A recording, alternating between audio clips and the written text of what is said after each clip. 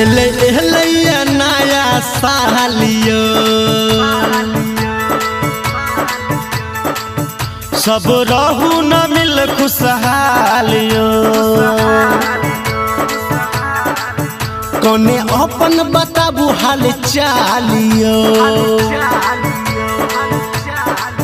चलू मिलके मचेबै धमालियो हरले एले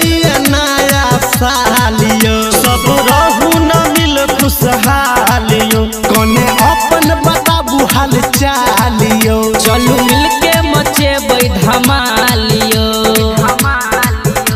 तो सुनु सुनु कने हमरो आई ऑलरेडी यार चलू सब कियो मिल के मन है भैया पिकनिक के संग हैप्पी न्यू ईयर चलू सब कियो मिल के मन है भैया पिकनिक के संग हैप्पी न्यू ईयर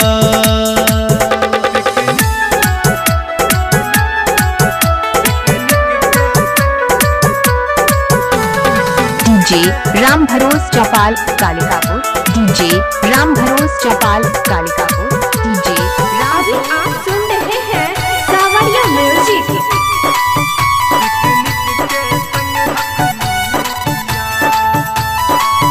हो पार्टी मने भैया हमिता हाँ हाँ केक कटे भैया हमिता हाँ पार्टी मने भैया हमिता हाँ हाँ केक कटे भैया हमिता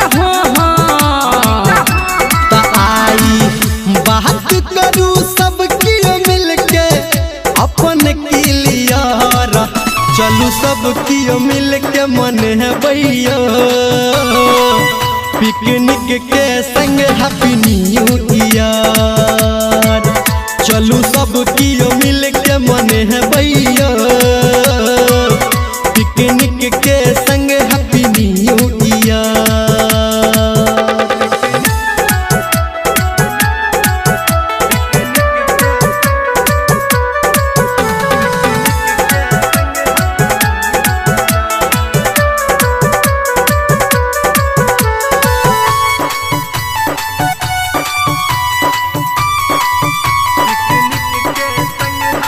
डीजे राम भरोस चौपाल डीजे बजे भैया हमिता हाँ हाँ मुर्गा कटे भैया हमिता डीजे बजे भैया हमिता हाँ हाँ मुर्गा कटे भैया हमिता ता आबू आबू आई सब कियो सबके हमारा नियर चलू सब कियो मिल के मन है भैया